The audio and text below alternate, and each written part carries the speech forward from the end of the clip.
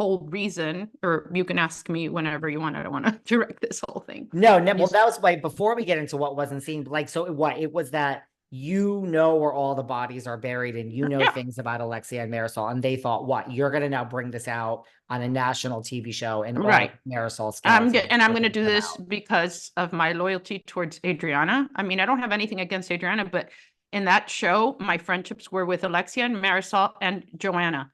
Those were my friendships. Now I'm friends with Joanna and Leah, not the other ones. I don't consider any of them friends. I like Karen, she's fine, and whatever. But friends that I talk to on the phone, that I visit, yeah, those two. I want to talk about Leah and Joanna in a minute, but so tell us, like, what wasn't shown then? Like, what wasn't Well, shown? Like so you said, like this was hours and hours, like when you were there for hours right, and hours. yes, but a total from beginning to end, a good 4 hours in that room, 2 hours. When I walked in and I had the cringy scene with Lisa, I brought what do you call it? Nicole and Anthony some sauces, which they, I wanted to promote, and they told me, yeah, bring them. They didn't show them. And then I sat there, and my whole purpose, and Beba knows this, because when I was deciding, do I want to go on the show? It's a scary thing. It's like, of course, you have a brand, you have a podcast, you want to promote stuff. And I know that, viewers, they love a cameo, to see people from before. And I'm always getting messages, oh, come back, whatever. I'm like, why not? Let me just be lighthearted and fun. Well, it was anything but. And then I thought, one of the things that really pains me to this day is the fact that people keep bringing up what I did and said about Leah's son at the reunion. That is something, it's one of my biggest regrets. I have talked to Leah. I have apologized to Leah, to RJ. It's the whole thing is just, it was not my finest moment. And I thought, I have said that before. I've said it on this podcast. I've said it on our podcast, but I guess it doesn't get to anybody unless you say it in the same forum in which you said it to begin with. So I thought, when they tell me, hey, what are you doing here? I would say, well, actually, and say what I was going to say. Well, when I got there, there wasn't any of that. There was like, why are you here? Marysol says you want her dead. And so I'm like, what? I've never said I wanted her dead.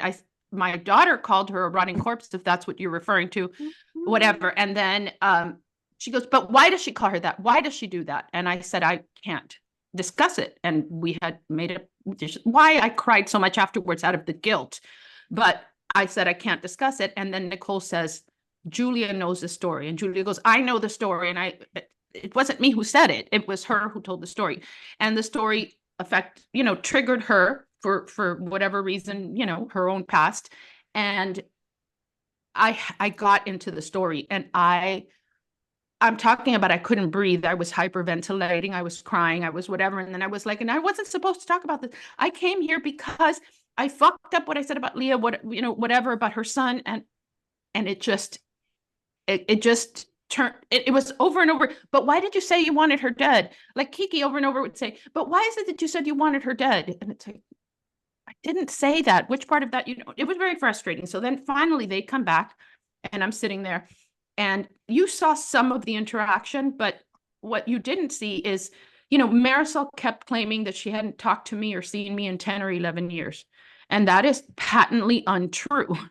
So, I mean, during COVID, I decided that I wanted to do a Real Housewives reunion dress auction, which we raised a lot of money. We raised $68,000 for emergency workers and everything else. And so I did it for the same reason that anybody, I don't know, raised money for anything else. I thought I was Marie Kondoing my closet. I thought, this dress doesn't bring me joy. I have one reunion dress. There must be so many people out there with 10 reunion dresses that don't bring them joy either. I started calling people. Everyone sent me dresses. Everyone. I offered it to everybody. I even at the time was not speaking to Leah, and I wrote to her and Karen and Joanna. Joanna got me Denise Richards. I mean, and Alexia and Marysol, crickets. Oh, Adriana brought me a dress, and they didn't respond at all. Then this whole thing started getting press.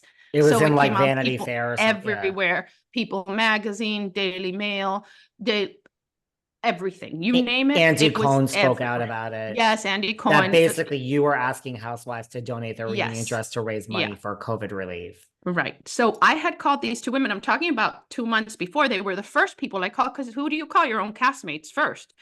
And all of a sudden, I get a text from Alexia, and she's like, "Oh, I saw that you're doing this. You never called me." I'm like, "I texted you."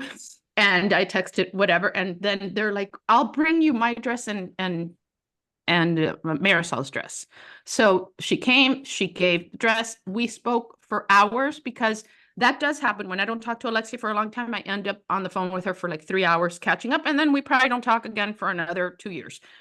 Marysol and I, she called me because she wanted to get me dresses from other people, because she wanted me to give her credit in the articles. And I did, because this was not about me getting credit. This was about raising money.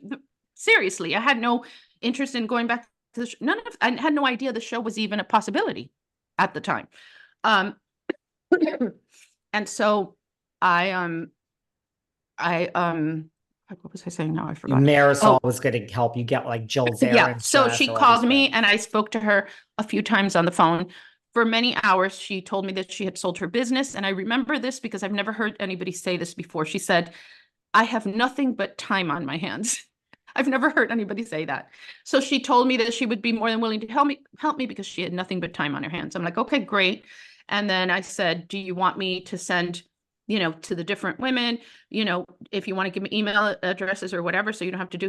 She goes, "I'm going to give you Sonia's number, but I'll deal with Luann myself because she's tricky."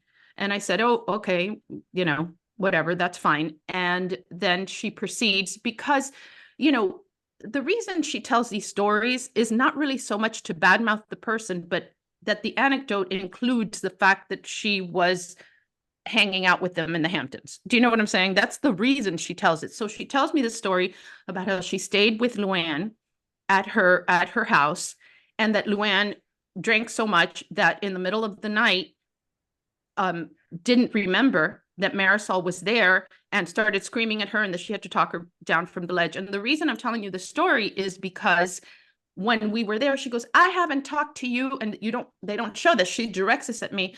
"I haven't talked to you in 10 years. And I'm like, "Really?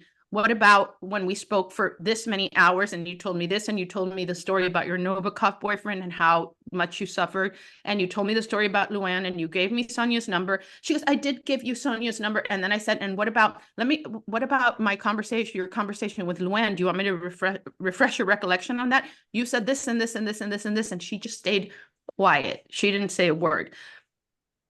Of course, they left it out. I asked production. They told me that it was too fourth wall crossing and too cross franchise, but he did encourage me to talk about it. So that's the part where